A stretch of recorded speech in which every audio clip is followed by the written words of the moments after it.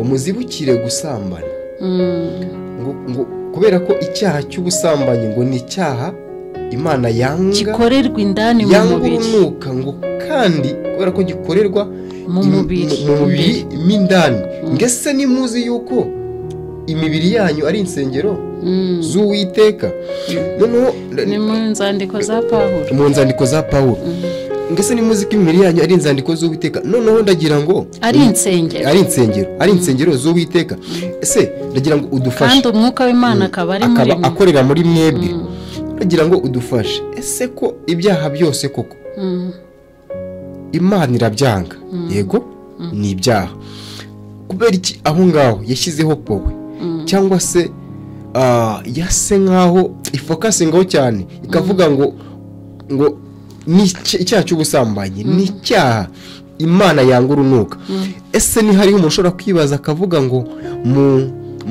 mu mategeko yose cyangwa se mu byaha byose Imana yavuze cyangwa se tubujijwe icyaha cy'ubusambanyi nicyo cyaha kiruta ibindi ko nanjye nshobora guhita mbyumva nkavuga ngo ubwo Imana yavuze ngo ni icyaha yanga urunuka nicyo kiruta ibindi ndumva ari itegeko rya 5 rivuga ngo wubahe so na nyoko ngo kugira ngo uramire mu gihugu Imana yawe iguha ngo nabo bavuga ngo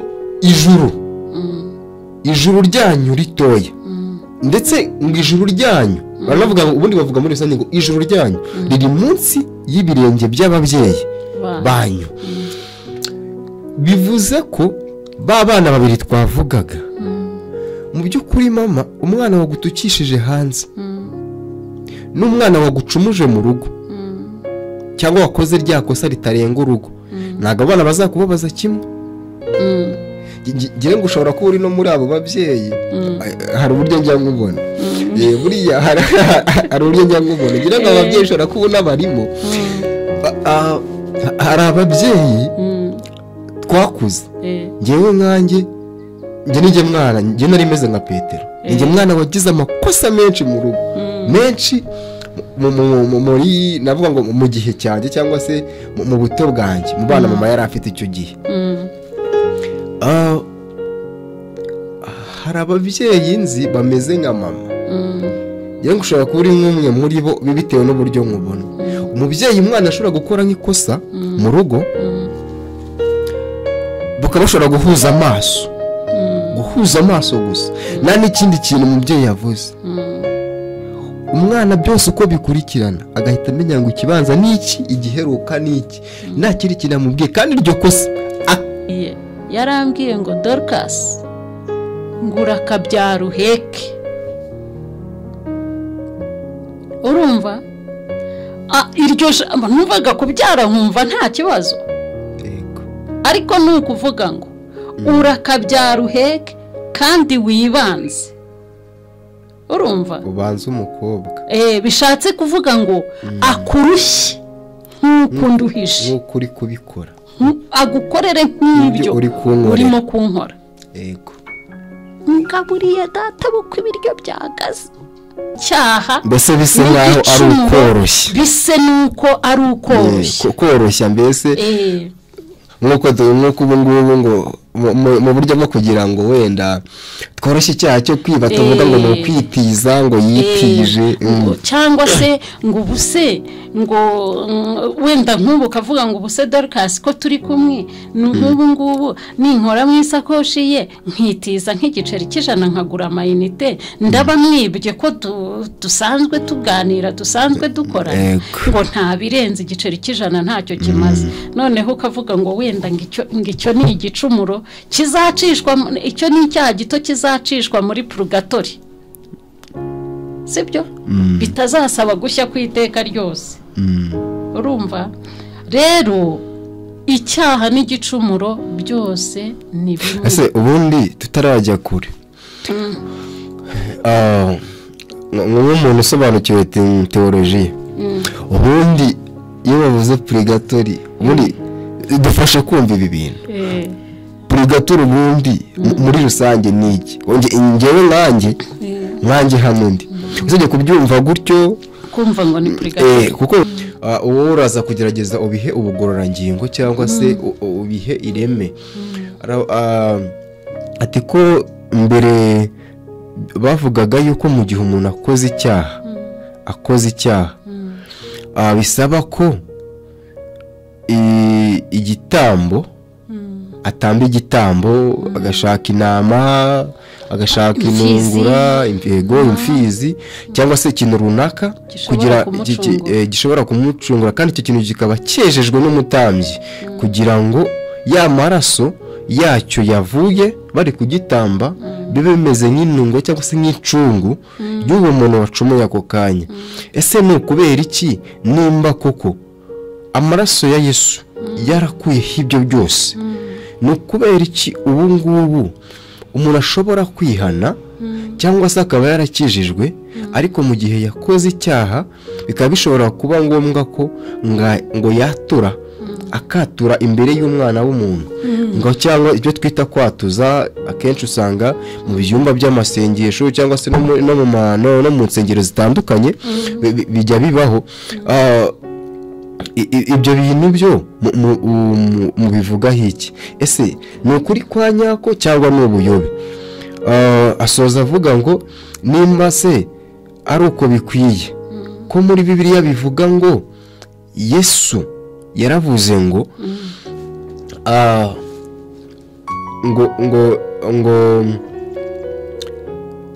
nari nshonje nimwamfungurira, nari ndwaye nimwansura, kandi nari nambaye ubusa nimwanyambika, nari mu nzu y'imbohe nimwansura. Yesu aravuga ngo aho ngaho ngo hazaba hari ibyiciro bibiri, hazaba hari ihene, hazaba hari n'intama. Ababashije gukora ibyo ngibyo, ibyo bintu bine yatuje akanwa k'akavuga, bazajya iburyo. Ngo noneho abatarakoze ibyo ngibyo bazajya ibumoso. Ese ni ukubera iki mu nzu y'ijambo ry'Imana akenshi usanga batatwigisha, abapasiteri cyangwa se n'abapadiri cyangwa se no mu bindi byo n'abavugabutumwa, abavangelisite ntabwo bakunda kutwigisha icyo kintu ngo bakitubwira, ahubwo bakunda kutubwira ko dukwiye gutanga amaturo n'ibyacumi n'ibitambo. Kandi muri Bibiliya nta hantu na hamwe ngo hagaragara yuko Yesu hari umuntu azabaza ngo watuye amaturo angana iki, ahubwo azibanda kuri ibyo byiciro bine twavuze hejuru, kugira ngo arangije ku musozo aravuga ngo ese ahubwo nimba ariko kuri ntidushobora gukurikiza nk'abantu twakiriye Yesu umwami umukiza w'ubugingo bwacu, tukajya yaho kugira ngo dutange ya maturo na cya cumi, ntabwo tukagenda tukabisurisha abari mu nzu z'imbohe, tugasura abarwayi, tukambika abo babikeneye badafite kivugira, kugira ngo natwe tuzabone imirimo tuzashimirwa mu ijuru.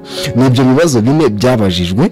Uko wabyumvishe ndagira ngo uyu munsi turi muri Bible discussion, mu by'ukuri tugira ngo twige ijambo ry'Imana, ariko nanone tugereze guhuza n'imibereho yo mu buzima bwo hanze, kandi dusubize n'ibyo bibazo abantu bibaza.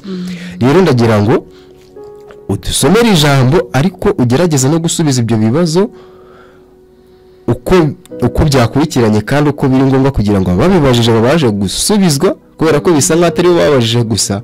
Ibyo bibazo ni ibibazo buri muntu ashobora kwibaza muri logike. Nanjye nshobora kwibaza nk'icyo kibazo dusorejeho, nanjye ubwanjye nshobora kukibaza. Twongeye kubasuhuza mwebwe mukomeza gukurikirana Past TV Show umunsi ku wundi.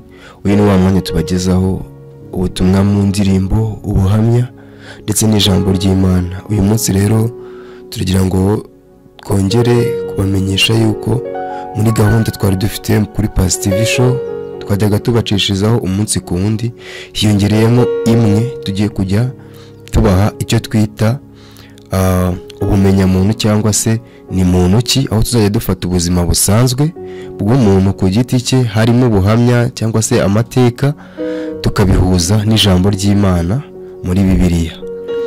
Ni muri urwo rwego rero kuri uyu munsi twatumiye Madame Dorcas kugira ngo aze kudufasha muri Bible discussion. Hamwe n'ibyo kandi tuze gukomerezaho aduhe n'ubuhamya. Hari igice cyari cyasigaye yari yatwemereye ko azakomeza, yaduhaye ubuhamya aduha igice kimwe. Uyu munsi rero Madame Dorcas twizere ko uri tayari kuduha n'igice cya kabiri, sibyo? Yego.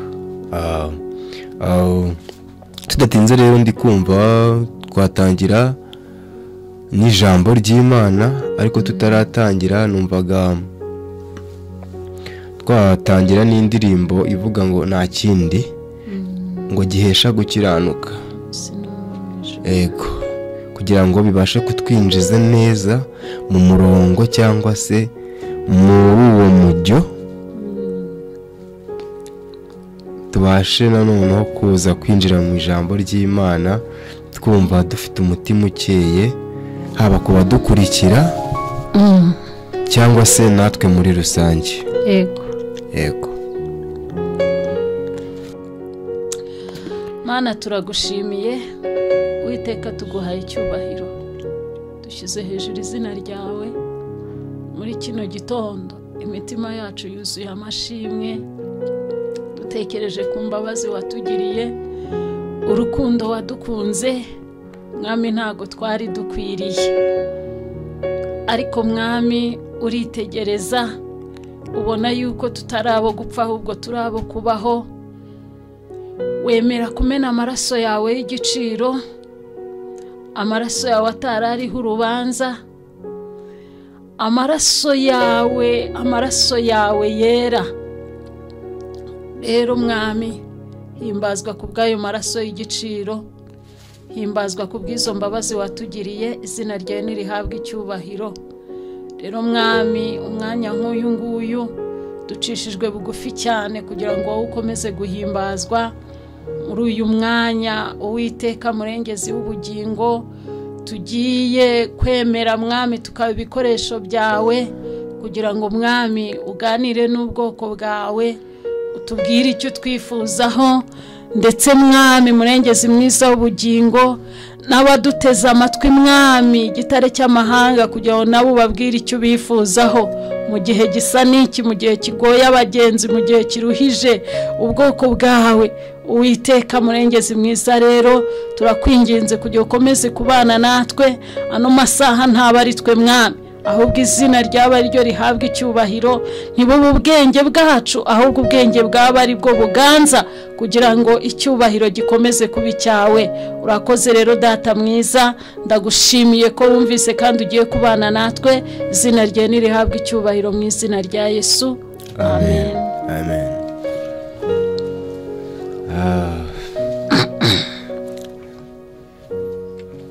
Gire ngo tugiye gutangira n'ijambo ry'Imana.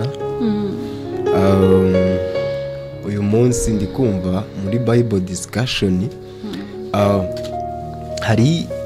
hari ibibazo twibaza, abantu bibaza, ariko cyane cyane nkatwe urubyiruko muri rusange tugendeye, hari nk'ibibazo 4 byari byabajijwe ubwashize,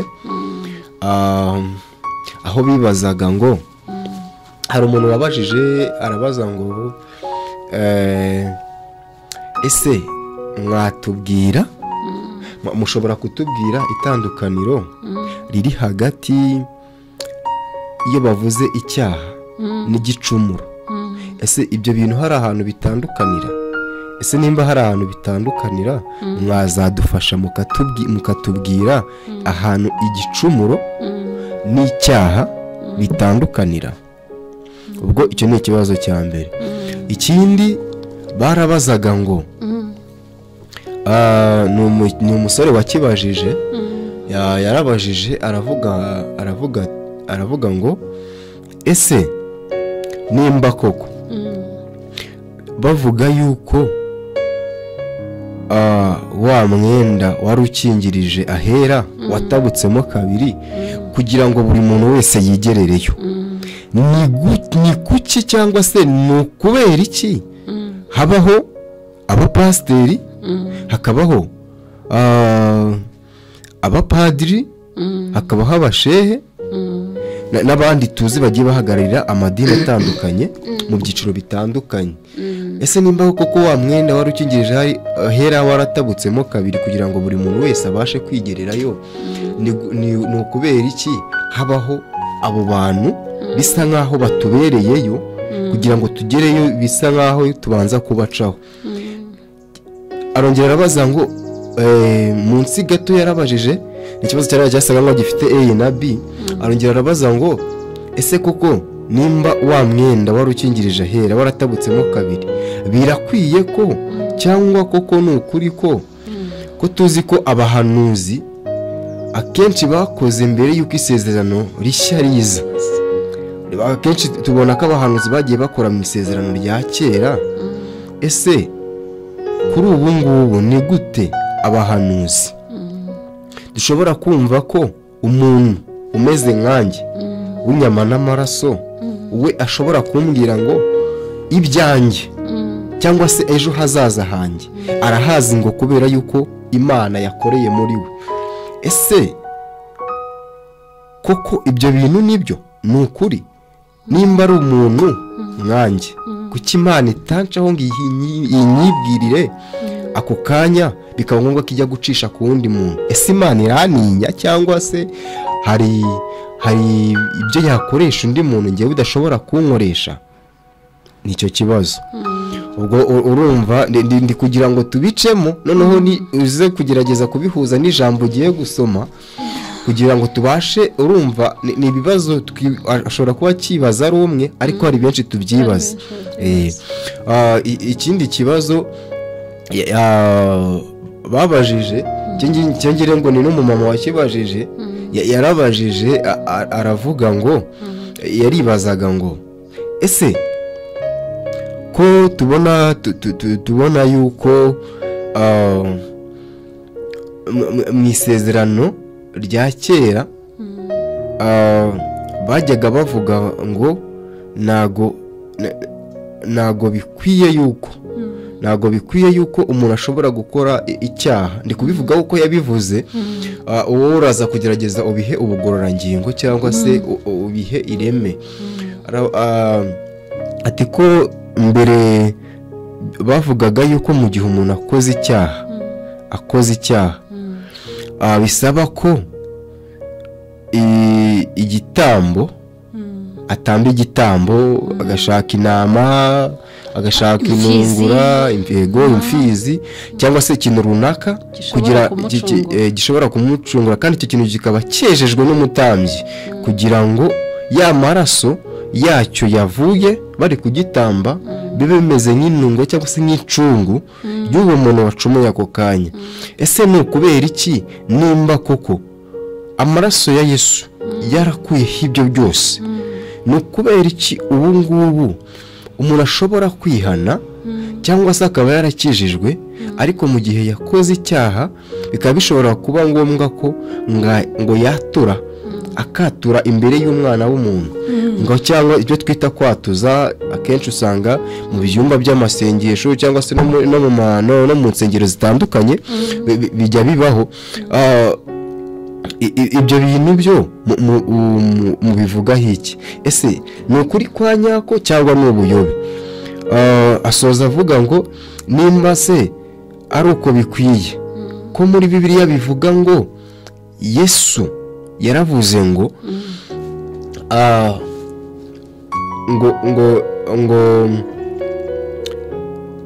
nari nshonje nimwamfungurira, nari ndwaye nimwansura, kandi nari nambaye ubusa nimwanyambika, nari mu nzu y'imbohe nimwansura. Yesu aravuga ngo aho ngaho ngo hazaba hari ibyiciro bibiri, hazaba hari ihene, hazaba hari n'intama. Ababashije gukora ibyo ngibyo, ibyo bintu bine yatuje akanwa k'akavuga, bazajya iburyo. Ngo noneho abatarakoze ibyo ngibyo bazajya ibumoso. Ese ni ukubera iki mu nzu y'ijambo ry'Imana akenshi usanga batatwigisha, abapasiteri cyangwa se n'abapadiri cyangwa se no mu bindi n'abavugabutumwa abavangeliste ntabwo bakunda kutwigisha icyo kintu ngo bakitubwira ahubwo bakunda kutubwira ko dukwiye gutanga amaturo n'ibyacumi n'ibitambo kandi muri Bibiliya nta hantu na hamwe ngo hagaragara yuko Yesu hari umuntu azababaza ngo watuye amaturo angana iki ahubwo azibanda kuri ibyo byiciro bine twavuze hejuru kugira ngo arangije asoza ku musozo aravuga ngo ese ahubwo nimba ariko kuri ntidushobora gukurikiza nk'abantu twakiriye Yesu umwami umukiza w'ubugingo bwacu tukajya yaho kugira ngo dutange ya maturo na cya cumi ntabwo tukagera tukabisurisha abari mu nzu z'imbohe tugasura abarwayi tukambika abo babikeneye badafite kivugira kugira ngo natwe tuzabone imirimo tuzashimirwa mu ijuru n'ibyo bibazo bine byabajijwe uko wabyumvishe ndagira ngo uyu munsi turi muri Bible discussion nibyo kugira ngo twige ijambo ry'Imana ariko nanone tugereze guhuza n'imibereho yo mu buzima bwo hanze kandi dusubize n'ibyo bibazo abantu bibaza rero ndagira ngo udusomere ijambo ariko ugerageze no gusubiza ibyo bibazo uko byakurikiranye kandi uko biri ngombwa kugira ngo ababibajije babaje gusubizwa kubera ko bisa nk'aho atari bo babajije gusa ibyo bibazo ni ibibazo buri muntu ashobora kwibaza muri logique nanjye nshobora kwibaza nk'icyo kibazo dusorejeho nanjye ubwanjye nshobora kukibaza nanjye nshobora kukibaza murakoze ibyo bibazo byose ni byiza kandi Imana ibahereza umugisha yego ikibazo cya mbere cyagiraga arashaka kumenya gusobanukirwa itandukaniro riri hagati y'icyaha n'igicumuro yego njyewe ubwanjye cyangwa se uko mpamanya n'umutima wanjye icyaha n'igicumuro byose ni bimwe ahubwo biterwa n'uburyo indimi zacu tubivugamo ntabwo noneho ntabwo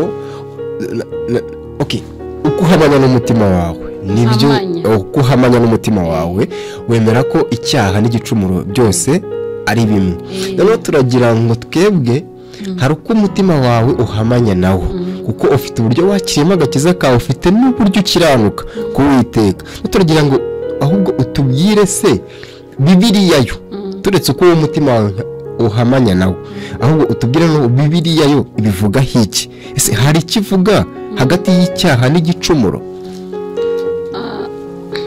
Bibiliya ijambo ry'Imana ravuga ngo hahirwa ubabarirwa yego ibicumuro bye ibyaha bye bigatwikirwa yego aho ni muri Zaburi urumva ni ukuvuga ngo rero icyaha n'igicumuro ni ukuvuga ngo nakoze icyaha yego nacumuye wese urumva atari ijambo rimwe ahubwo twakwibaza ngo hariho ukuntu tujya twibaza bitewe n'indimi zacu uko zimeze sibyo nk'iyo usomye Bibiliya ntagatifu ugasoma ino Bibiliya yacu usanga ibinyarwanda birimo bitandukanye yego sibyo yego ushobora gusoma ushaka kuvuga twebwe tuvuga Yesu yego ariko Bibiliya ntagatifu ivuga Yesu sibyo yego mu by'ukuri Yesu na Yesu ni umuntu umwe yego sibyo bivuga ngo rero n'icyaha n'igicumuro ni ijambo rimwe yego urumva twaba wenda tugiye kuvuga wenda keretse yenda hasinzi nimba hari ukuntu abantu tujya tugira gutya sibyo ukaba wavuga ngo ukafata icyaha ugafata akantu gatoya ukavuga ngo iki nicyo cyaha wenda kino ni igicumuro sibyo wenda ngo gusambana nicyo cyaha ariko ngo nimba nakoze mu nkono icyo ni igicumuro n'akaha gato bya bindi twiringira yuko hariho abizera yuko abakora ibyaha bitoya bazajya muri purigatori bazaca mu muriro akanya gatoya bakababazwa akanya gatoya ubundi bagakurwamo bakagenda bakajya mu ijuru. Urumva ni ukuvuga ngo rimwe na rimwe kwibaza gutyo nicyo ngicyo ubutekereza. Mbese ni amagambo aba ashaka kugira ngo ayungurure ibintu, ayungurure icyaha, mbese bisa nkaho ari ukoroshya, bise nuko ari ukoroshya, koroshya mbese nk'uko ubu ngubu ngo mu buryo bwo kugira ngo wenda tworoshye icyaha cyo kwiba, tuvuga ngo ni ukwitiza, ngo yitije, cyangwa se ngo ubuse ngo wenda nk'ubu ukavuga ngo ubuse Dorcas ko turi kumwe n'ubu ngubu ninkora mu isakoshi ye nkitiza nk'igiceri cy'ijana nkagura amayinite, ndaba mwibye ko dusanzwe tuganira, dusanzwe dukora, ngo nta birenze igiceri cy'ijana ntacyo kimaze. Noneho ukavuga ngo wenda ngicyo ni igicumuro kizacishwa, icyo ni icyaha gito kizacishwa muri purgatori, sibyo? Bitazasaba gushya ku iteka ryose. Urumva rero icyaha n'igicumuro byose ni bimwe. Ese ubundi tutarajya kure, nk'umuntu usobanukiwe teolojiya, ubundi iyo bavuze purgatori ubundi dufasha kumva ibi bintu. Purgatori ubundi muri rusange ni iki? Njyewe nkanjye hano ndi uzajya kubyumva gutyo kumva ngo ni purgatori, kuko wenda nkanjye ndi umuntu, njyewe nagiriwe amahirwe nize mu bigo by'abihaye Imana, level yanjye yose superieri nayize mu bigo by'abapadiri, nayize mu kigo cy'abapadiri n'abafurere nyine. Urumva mbese muri make misa ni ikintu numva cyane, ariko narinze mvayo narasobanukirwa ubundi purgatori. Ntabwo nigeze mbasha kuyisobanukirwa ngo numve ubundi purgatori ni iki.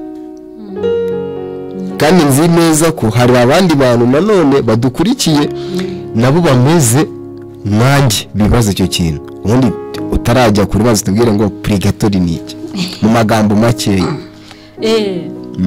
Purgatori icyo bivuga ni ukuvuga ngo ni ahantu, sinzi ikinyarwanda nabivugaho, navuga ngo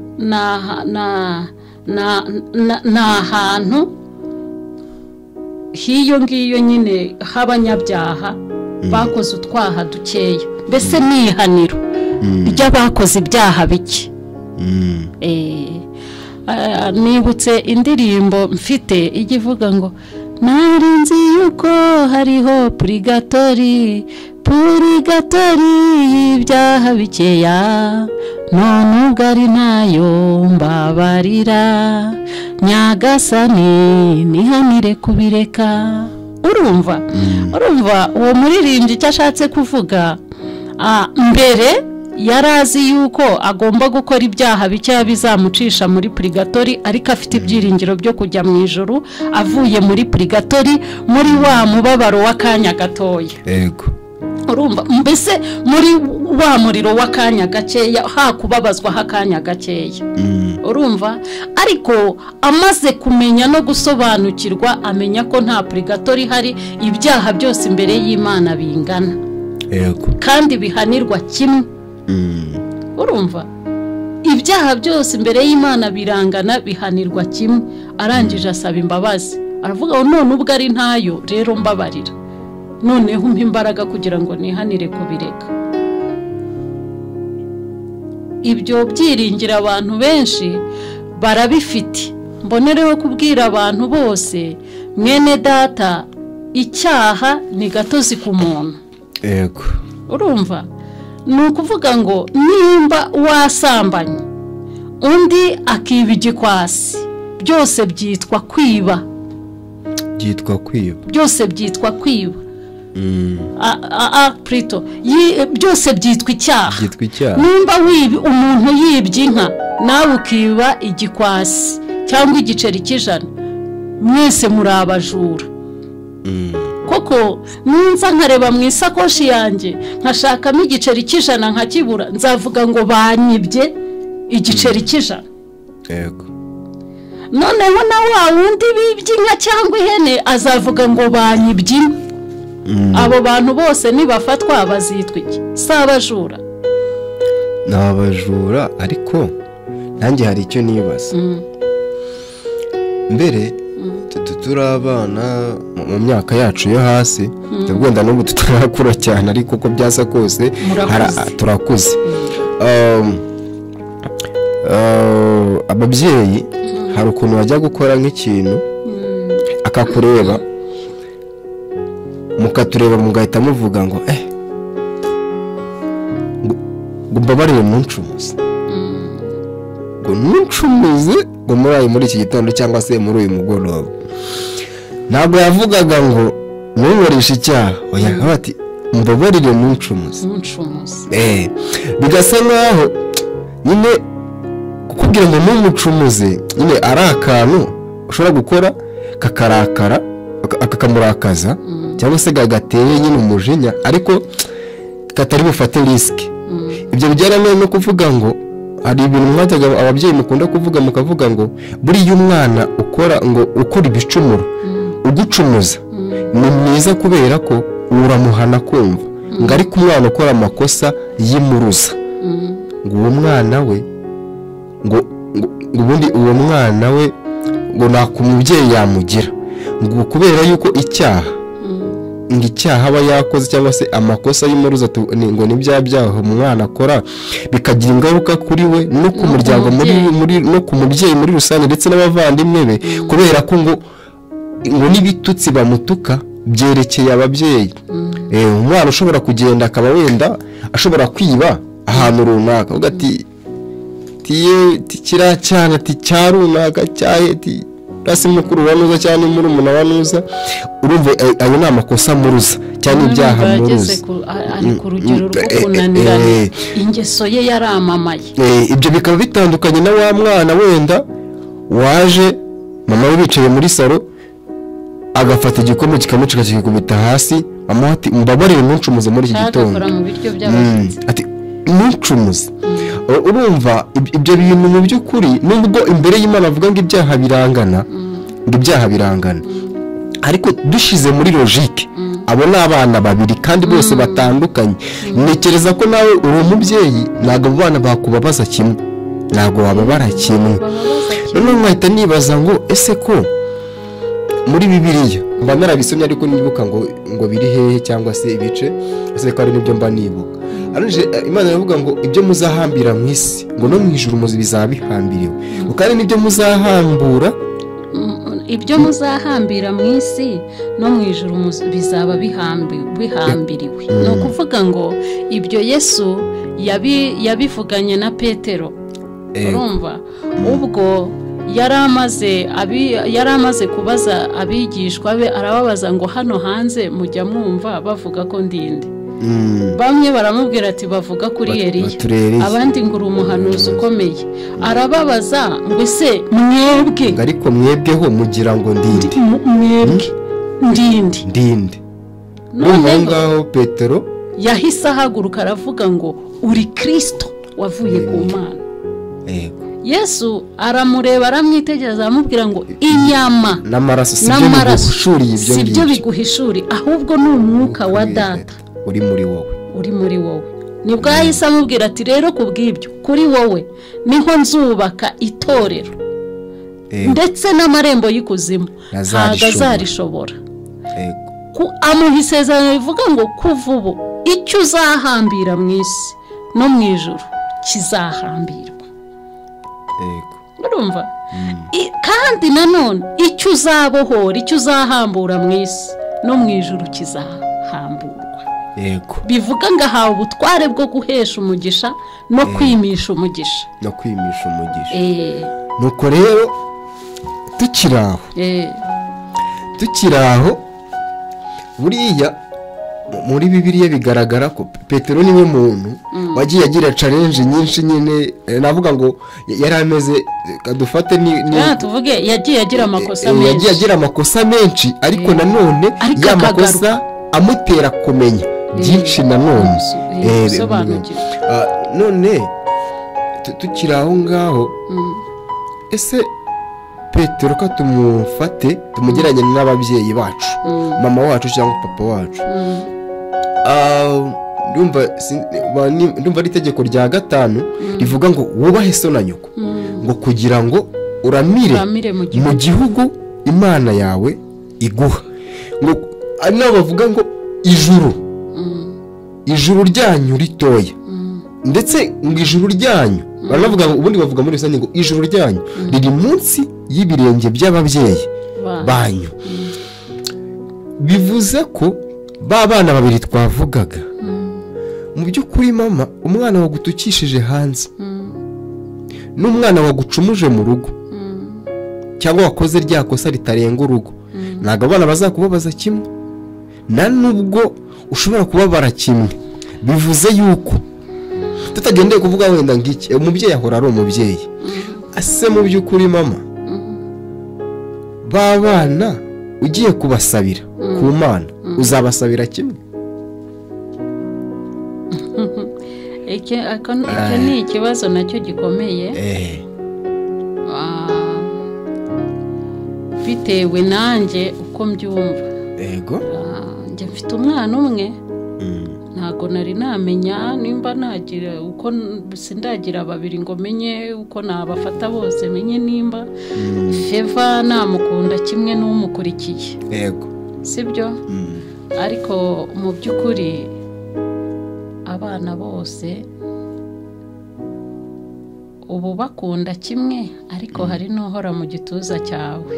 yego, ariko bose ubu bakunda, ubu ariko hakabaho n'inkoramutima. yego, ni nayo mpamvu n'umubyeyi iyo ajya gupfa afatamo umwana w'inkoramutima akamuraga, yego, akamuha inshingano z'uwo muryango asize. yego, urumva? ariko nanone hagati aho twebwe nyine turi ku buzima busanzwe, turi mu kwivugaho bisanzwe, ariko Imana yo ni inyembabazi. urumva? ariko muri Zaburi ngira ngo ni 50, ubwo turi ku cyaha. Yarica Imana yaravuze ngo ibyo byose urabikora nka kwihorera, ukagira ngo mwanywe nawe, ngari ku munsi umwe nzaguhana bishyira imbere y'amaso byose uko bikurikirana. urumva? yego, rero urumva twebwe ababyeyi tugira imbabazi, bitewe tugira hariho igihe tuba tutanagize imbabazi tukirengagiza gusa. yego, urumva? ariko ukibifite umwana agakosa genda kaho n'igihe wanga kumukubitira imbere y'abantu. yego, urumva? kandi wumvise rya jambo ugeze kumbwira ngo ndagusabye umbabarire utancumuza. utancumuza. yego, hariho navuga ngo utanzamurira kamere. yego, bivuga ngo umwana uzi kumva, umwana uzi kumva icyo yari agiye gukora ahita akireka. yego, koko azi kiri bukurikira iryo jambo utanzamurira kamere. hari n'abana tancumuza, hari n'abana ngira ngo ushobora kuba uri no muri abo babyeyi.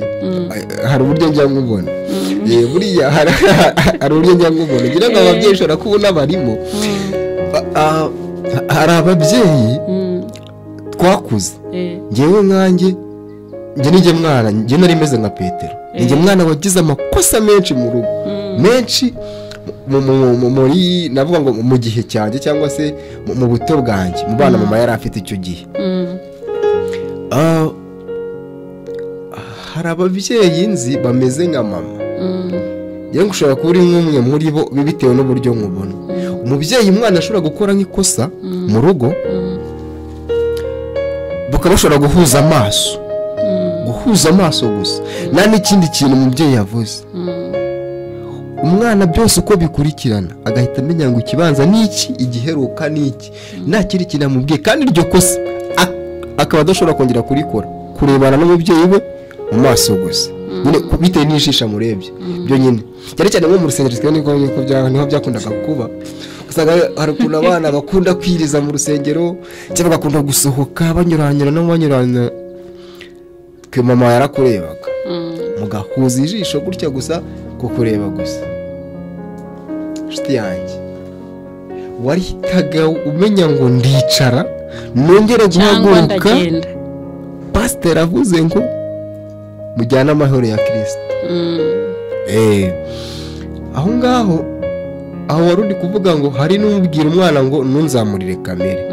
Mu by'ukuri nicyo nshaka kukwerekana, nshaka kukubwira ko mu by'ukuri uburyo duhanamo n'abana cyangwa n'uburyo badutera agahinda, kuko baravuga ngo umwana ngo umwana ngo utumvira ababyeyi ngo cyane cyane arababaza kandi ababaza nyina. Mu by'ukuri nimba ijuru ry'ababyeyi bacu riri munsi y'ibirenge, ijuru ryacu riri munsi y'ibirenge by'ababyeyi bacu, ntekereza ko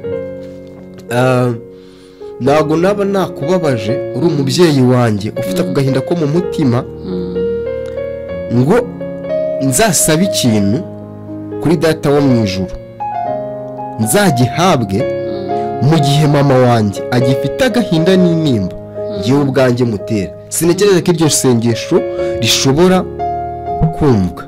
Ndi kugira ngo mfashe abantu hari tuza gucaranjinga abantu kugira ngo nsubize cya kindi Yesu yabwiye Petero. Navuze ngo Petero tujya kumgeranya n'ababyeyi bacu, ni ukuvuga ngo mu buryo bumwe cyangwa ubundi bitewe na ka gahinda mama wanjye gifite ku bwanjye kandi tutarakemura icyo kibazo kabasha kubohoka umutima, ibyanjye byose biba bigihambiriwe, niko njye mbyumva, bigihambiriwe mu ijuru. Ntabwo bishobora kubasha kubohoka cyangwa se ngo mabwe ibyo ndi gusaba, kubera ko mama wanjye, umubyeyi wanjye, hari ikibazo dufitanye mu by'ukuri kitarakemuka. Bitandukanye na wa mwana wakoze ryakosa mama akamubwira ati ntucumuze bigahita birangira, byarangiye. We kuko yashobora ko yabwiye mama ati mbabarira bikabira birarangiye. Bitandukanye na wa mwana rero wateje mama kagahinda gataragira. Ndumva noneho aho ngaho ushobora kumva cyangwa se ukamfasha kumva cyangwa se kumvikanisha icyo kintu kuri bagenzi bacu badukurikiye. Bitandukanye na wa mwana ukomeza guteza nyina agahinda katarangira. Mbese umwana udacyahwa, umwana utagirwa inama, umwana utumva. Yego. Urumva? Ndetse pe uwo mwana rero buriya kenshi hariho igihe tujya tubaho twebwe abana tukagira ibibazo tukaca mu bintu bikaza ari ingaruka z'ibyo z'amagambo ababyeyi batwaturiyeho. Yego. Urumva? Njya nibuka ejo bundi nibwo naganiriye n'umuntu umwe, twibuka amagambo mama yajyaga, ababyeyi bajyaga batubwira. Yego. Njye hari umubyeyi wandeze ariko ndi mukuru, ndi umukobwa w'inkumi mukuru ubasha guteka, gusigarana abandi, mbese bakandekurira ibintu byose akaba ari njyewe, bumva yuko nta kibazo, ariko nkagira ikosa ryo kwangiza. Yego. Urumva? Ryo kwangiza. Kuko ndibuka hariho n'umunsi narangaraga, twateka ibishyimbo twakuraho ibyo kurya nibuke kubishyushya. Uwo munsi uwo mubyeyi sebukwe aramusura, aza atunguranye ari nijoro. Ndateka, urumva ntacyo byambwiye, nasanze ibishyimbo byahagaze, gahunda ni iyo kubiteka, nta bundi bwenge. Noneho umubyeyi arabanza ajya ku meza apfundura ibisorori kugira ngo arebe ibiryo twatetse. Ageze ku bishyimbo umugajyi uramukubita. Nta kindi yambwiye, yarambwiye ngo Dorcas ngura akabyara uheke. Urumva? Iryo jambo numvaga kubyara nkumva nta kibazo, ariko ni ukuvuga ngo urakabyara uheke kandi wibanze. Urumva? Ubanze umukobwa. Bishatse kuvuga ngo akurushye nk'uko nduhishe, nk'uko uri kubikora, agukorere nk'ibyo urimo kunkora. Yego. Ngaburiye data bukwe ibiryo byahagaze, uri umukobwa w'inkumi, bakitaye ku bishyimbo, kuki mutabishyuhije? ubundi agasanga twateze umuceri twarengeje urugero ntitunawumaze turawumenya. yego urumva noneho urumva iryo jambo icyo gihe ntacyo ryigeze rimbwira nta n'icyo ryamariye, ariko bejo bundi ubu nabyaye buriya na Feva turasakuza ajya ndushya cyane, najya gukora ikintu nashyira ikintu hariya nkasanga yakimenya, nta n'icuma aragira, nta n'ibiri aragira. urumva hariho igihe na papa wantonganye kandi waribanje nk'uko yabikubwiye, kandi naribanje nk'uko yabimbwiye. urumva rero ni ukuvuga ngo ababyeyi n'ikintu nababwira ngo ubu ngubu njya mvuga ngo iyo mbona mama yaba akiriho nari kumusaba imbabazi ndambitse inda hasi, nubitse inda kuko gupfukama ntibihagije, kuko namaze kubona yuko mama yarushye cyane, yavunitse cyane. urumva nari kumusaba imbabazi.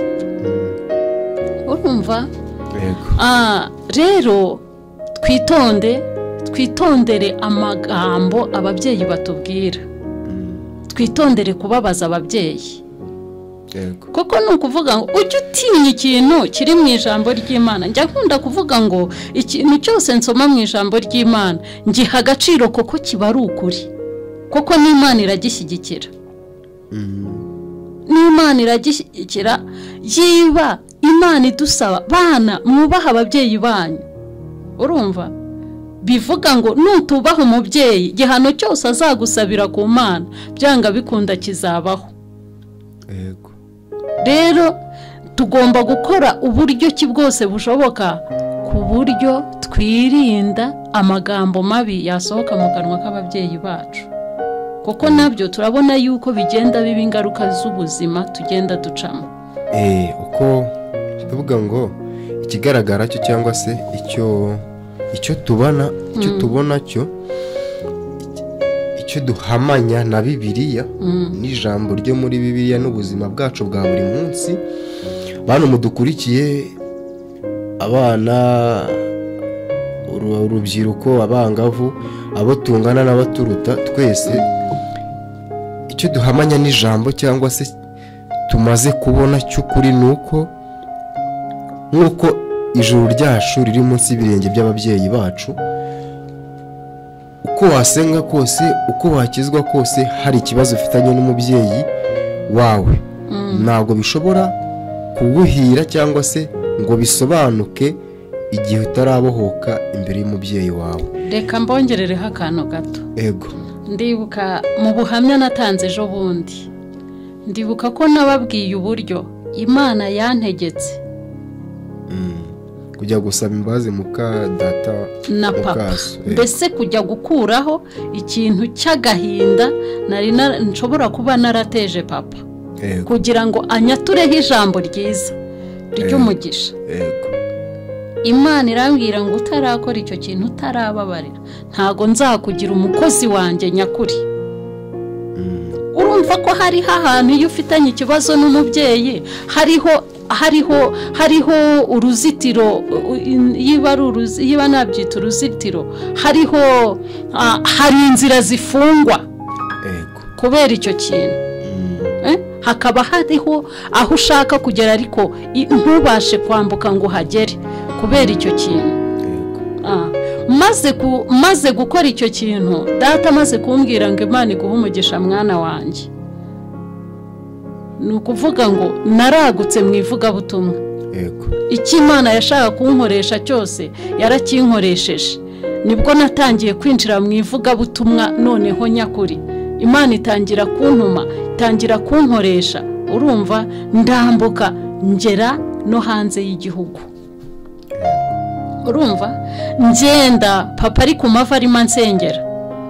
nyuma y'ubwo papa yigeze gukizwa n'ubwo yakijijwe akanya gatoya kubera ko nari maze igihe kinini naragiye mu mahanga atambona, ajya gukizwa kugira ngo ansengere. ndahamya yuko no kuba naragarutse ndi muzima nta soni zinkoze, ndi umuntu w'umukobwa, nuko nari narakemuye ikibazo cyanjye na papa.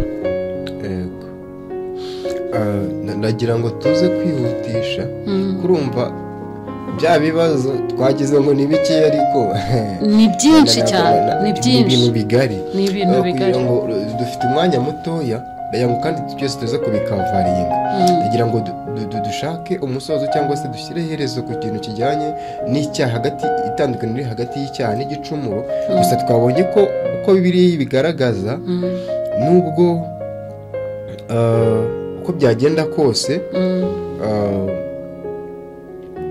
imbere y'Imana icyaha n'igicumuro birangana, ariko mu isi ntabwo bingana, kubera ko n'ababyeyi bacu ubwabo ntabwo babifata kimwe, kubera ko iyo umubyeyi we kugira ngo akwemeze ko binatandukanye kubwira ati ntucumuze, akaba nijya kubwira ngo mu makosa yose uzakora uzakora ikosa ry'impuruza rizanukisha ku karubanda. Icyo kintu tucyumvikaneho neza. Nimba mu bantu badukurikira umunsi ku wundi muraza kudufasha namwe aho muri bwumve hari ikintu mwakongera cyangwa se hari ikindi gitekerezo mwaduha, muze kukiduha nta kibazo, mutwandikire muri komenti. Niyo abandi bafite ibindi bibazo bashobora kuba bibaza, kugira ngo ubutaha tuzabihereho tunakurikiza ibyo bitekerezo, turebe dufatanyirize hamwe. Hano tuba turi kwiga, wenda tutarakivaho icyo ngicyo uraza kumfasha, kubera ko mu mategeko 10 y'Imana yose aratubuza, arabuza cyangwa se abuza gukora ibidakorwa, aratubuza ariko sinibuka ijambo, sinibuka neza igitabo ririmo, nimba ari abare uraza kumfasha. Hano Yesu yavuze ngo ijambo ry'Imana rivuga ngo ibindi byaha ni ibyaha kandi kuko birabujijwe imbere ya Data, ariko ngo muzibukire gusambana, ngo kubera ko icyaha cy'ubusambanyi ngo ni icyaha Imana yanga, gikorerwa indani mu mubiri, ngo kandi kubera ko gikorerwa mu mubiri m'indani. Ngese nimuzi yuko imibiri yanyu ari insengero z'Uwiteka. Ni mu nzandiko za Pawulo, ngese nimuzi ko imibiri yanyu ari inzandiko z'Uwiteka. Noneho ndagira ngo ari insengero z'Uwiteka. Ese ndagira ngo udufashe, kandi umwuka w'Imana akaba akorera muri mwebwe. Ndagira ngo udufashe, ese ko ibyaha byose koko Imana irabyanga? Yego, ni ibyaha. Kubera iki aho ngaho yashyizeho powe, cyangwa se yase nkaho ifokasingaho cyane, ikavuga ngo ni icyaha cy'ubusambanyi, ni icyaha Imana yanga urunuka. Ese ni hariho umuntu ushobora kwibaza akavuga ngo mu mategeko yose cyangwa se mu byaha byose Imana yavuze cyangwa se tubujijwe, icyaha cy'ubusambanyi nicyo cyaha kiruta ibindi? Ko nanjye nshobora guhita mbyumva nkavuga ngo ubwo Imana yavuze ngo ni icyaha yanga urunuka, nicyo kiruta ibindi. Igihe ngewe nasambanye ibindi byacu kwibabarirwa byoroshye, ariko mu by'ukuri ni icyaha cy'ubusambanyi akaba ari nshobora kuba nashobora kubabarirwa byoroshye. Uko niko njye nshobora kuba mbyumva. Hari n'abandi bantu benshi bashobora kuba byumva gutyo, by'umwihariko urubyiruko tungana bari mu kigero cyanjye, cyangwa se bananutseho gake, cyangwa se bari no munsi yanjye. Ibyo bikajyana no kuvuga ngo ese nimba bimeze gutyo kubera iki amategeko ibyaha byose nimba ubundi binangana, ni ukubera iki amategeko hari ibyo asumbanisha? Kandi Imana ivuga ngo nta kintu na kimwe gikorwa munsi y'ijuru itazi cyangwa se itatanze ububasha. Ndagira ngo ako ngako aba ari gusobanura, noneho udushyireho n'umusozo dukomeze n'ibindi bibazo. Icyaha cy'ubusambanyi urumva nicyo gisa n'ikigiyeho akabazo gasa n'agakomeye cyane. Yego, kigiye gusa naho ari cyo kigiye guhinduka icyaha cyane, kiri hejuru cyane. Noneho wenda reka ibindi duse n'ababigira ibicumuro, noneho iki tukigira icyaha. mu by'ukuri ariko ntago mvuze ngo ibindi si ibyaha nabyo ni ibyaha kandi tuzabihanirwa yego urumva ni ukuvuga ngo iki cyaha cy'ubusambanyi iyi jambo ry'Imana ravuga ngo Imana iracyanga urunuka kubera yuko gikorerwa imbere mu mibiri yacu kandi umwuka w'Imana aba muri twebwe turi uyu mubiri ni inzu iba mu mwuka w'Imana urumva kandi ikindi cya kabiri icyaha cy'ubusambanyi ububi bwacyo kandi bubi bukabije ntago kigira ingaruka kuri wowe wasambanye gusa no kuvuga ni urugero njyewe nshobora gusambana sibyo ariko izo ngaruka z'icyo kintu nakoze kikagera no ku bandi kuko cyambere cyo nk'urugero umwana wavutse mu buryo bwo gusambana igihe cyose akurana igikomere cyambere agira izina ry'ikinyendaro muri make nta muryango agira kuko na se hariho igihe amwihakana nubwo yabikoze ariko se mbwirwa n'iki ko ari njyewe wabikoze njyenyine kenshi tujya twumva amakinamico ugasanga umukobwa abwiye umuhungu aterega wanteye inda ninjye uzi gutera inda njyenyine muri kino gihugu icyo ni icyambere abo bantu babiri barabanje barahangana noneho bahanganiye kuri wa mwana uri mu nda utarigeze ukora icyo cyaha ariko ari mu ngaruka za cya kintu urumva mu by'ukuri rero no kurwara indwara zitandukanye no kurwara indwara zitandukanye utamenya kandi noneho ukagenda uzikwirakwiza no mu bandi yego urumva ni ikintu kigenda kikarandaranda mbese kimeze nka kakatsi kitwa uruteja ngo ntago kajya gashira mu murima ni ukuvuga ngo umuze wacu uragenda ukarandaranda ntujye ushira urumva ni nayo mpamvu Imana yakigezeho ikatwihanangiriza kugira ngo tucyange urunuka tukizibukire natwe kuko igihe cyose gihora kibutswa ko rwose ni ibintu byumvikana n'ubu ni urugero sibyo twasambanye ntabwo mbikwifuriza urwaye sida unteye sida urumva nanjye ibyo ari byo byose muri wa mujinya ndagenda nimba twateranye n'inda n'uwo mbyaye avukane sida urumva nanjye noneho no muri wa mujinya mvuga ati reka nanjye nze mbamareho ugeze gutya ntabwo ati si runaka wayinyanduje ni ukuvuga ngo niyo waba warakijijwe wihana uri na pasiteri uri ku ruhimbi rya jambo ryongeye cya cyaha cyawe gihora kibukwa urumva uriya w'iyo hirya utanakuzi mutigeze mumenyana ni urugero uri n'iyo hirya kure mu mutara namwanduje nawe yanduje undi nawe yanduje undi navuze ngo ni si runaka wanyanduje si runaka wanzaniye ibi bibazo si runaka wanzaniye ibi bibazo noneho na wa mwana wawe arahora gutuka mbese harahorana ibibazo biturutse muri ka kantu kamwe kabaye umunsi umwe gusa yego arumva muri make navuga ngo tudashatse kwinjira mu bintu byinshi ngo turengere twirinde ubusambanyi tubyange n'ibindi byaha nabyo tubyange ariko aha hagiyeho umwihariko natwe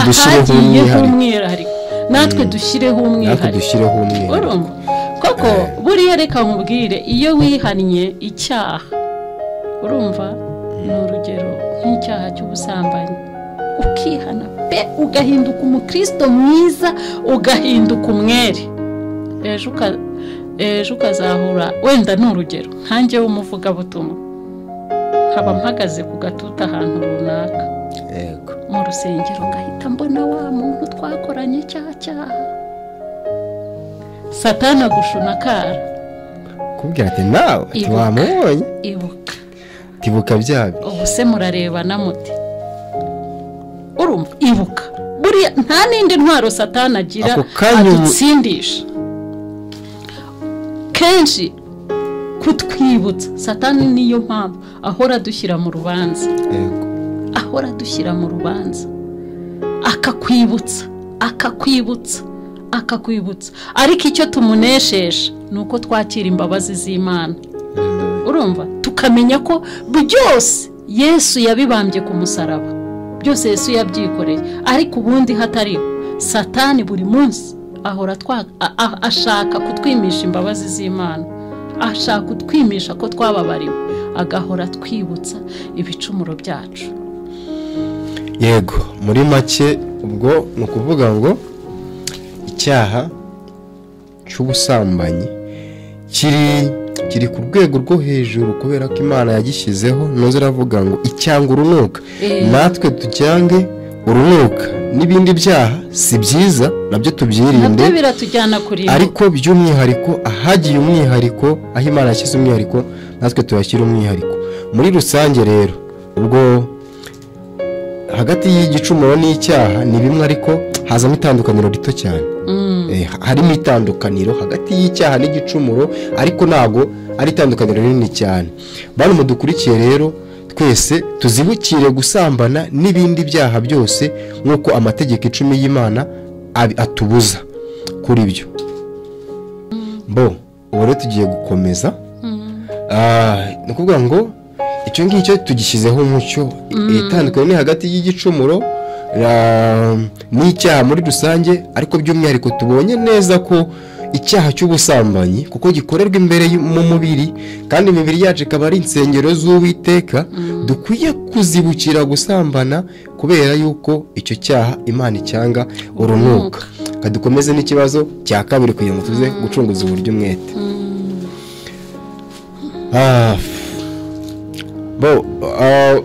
Icyaha ngo ikibazo bari babajije sinzi nimba ukibuka uko nakikubwiye.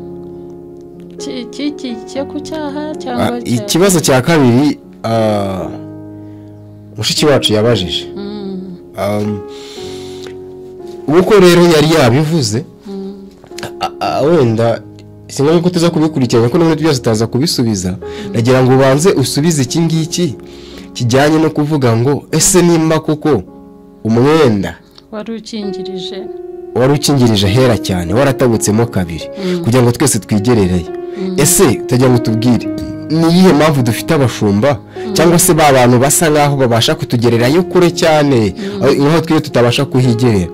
Ese ushyireho n'umucyo tuvuge ngo ese nimba twese Imana ikorana muri twebwe, ni ukubera iki biba ngombwa ko hari abantu baza abo tuzi nk'abahanuzi ivuga ngo yambwiye ibyawe byose, ngo yambwiye ngo cyangwa se ngibyawe byose, nimba Imana cyangwa se akakubwira ngo akaguharande bakubwira ngo uzaze ngo ubwire ibyawe cyangwa ngo ejo hazaza hawe hameze gute. Kandi ijambo ry'Imana riratubwira, usibye n'ijambo ry'Imana n'ibindi bitabo byinshi bivuga ngo nawe uzi ejo hazaza he, kimwe nuko nta nuzi ahazaza h'undi muntu, ngo usibye data wo mu ijuru wenyine, ngo niwe ubasha kureba iby'imitima yacu, kareba n'ihiherereye aho abana batabasha kubona, ngo kubera ko ni nawe uzi ahazaza hacu ndetse n'ahahise, ngo kubera yuko yaratumenye tukiri insoro mu nda z'aba mama. Tujya muri icyo kintu udufashe kumva ibyo bintu. Mu by'ukuri njyewe mwanjye ku giti cyanjye byagorana ko waza uri umuhanuzi, uri umuntu usanzwe ngo mbwire ngo mbirambwiye ngo hari n'abazi gutitira cyane, simbyanze nta nubwo ari bibi wenda, ariko mu by'ukuri byansaba igihe kinini cyangwa se byansaba ibintu byinshi, purufu nyinshi izirenze n'izo Mose yatse Imana kugira ngo abashe gusubira mu maso ya Farawo, kugira ngo yumvishe ko koko yakubwiye. Ndagira ngo icyo kintu rero gishyireho umucyo, cyo tubashe wihutishije kubera ko dusigaranye umwanya muto cyane. Yego, ni koko ijambo ry'Imana ritubwira ko umwenda wari ukingirije ahera cyane watabutsemo kabiri kugira ngo buri muntu wese abashe kwiyinjiriramo. Yego, bagize bati yiba uwo mwenda wari ukingirije ahera waratabutsemo kabiri, kuko tuzi yuko mbere nta muntu wageraga ahera h'Imana. Wenda twavuga ko ari ku ruhimbi, abo bahitaga ku ruhimbi, ariko ubu noneho turi mu buryo bw'umwuka bwo kwigerera ku Mana, bwo kuba wagenda ukibwirira Imana cyangwa Imana ikakubwira ibyo igushakaho. Sicyo turimo kurebaho. Ni ukuvuga ngo yabajije ngo none nimba byaragenze gutyo, ni iyihe mpamvu uyu munsi dufite abapastori, dufite abarimu, dufite ababishopu, dufite bapadiri, dufite abo bantu bose bashehe.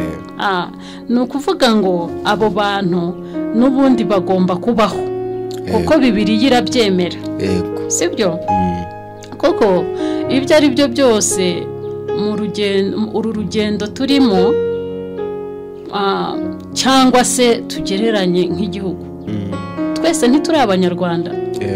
None se kubera iki yiba twese turi abanyarwanda tugomba gukora icyo dushaka mu gihugu, twumva dushaka gukora icyo dushaka mu gihugu? Kubera iki hajyaho umutwara sibo, hakajyaho n'umukuru w'umudugudu, kugera muri ba bayobozi bose tuzi, kugera kuri perezida? Urumva ibyo ari byo byose ni ukugira ngo abo bose ni ukugira ngo batuyobore mu nzira nziza igororotse, tubumvire kandi tububahe dushaka, sibyo? Ni ukuvuga ngo rero n'aba bapastori n'abatoza bo kutwigisha no kutuyobora kuri iyo nzira. Ntawe ubasha kukugerera ku Mana, ariko barakwigisha uburyo, kuko nabo hari uburyo babyigishijwe. Urumva? Nawe kugeragere nawe yarigishijwe. Urumva? Kuko na Yesu aha bavuga butumwa baturutse nabo bapastori, ni Yesu wabatoje. Kuko ngo Yesu atangira yarabanje arema itsinda ry'abantu, arangije arabatoza, amaze kubatoza arabohereza. Nibwo ababwiye ngo nimugende mu mahanga yose mubwirize ubutumwa bwiza, abazizera bakabatizwa bazakizwa, ariko abatazizera bazacirwaho iteka. Urumva? Abangaba ni abayobozi, ni abigisha batwigisha ijambo ry'Imana. Urumva? Batwigisha n'uburyo dushobora twebwe ubwacu kwiyinjirira aho hera tutagombye gutuma undi. Wenda nuko muri no minsi nuko nababwiye turimo kwigishwa mu buryo butandukanye.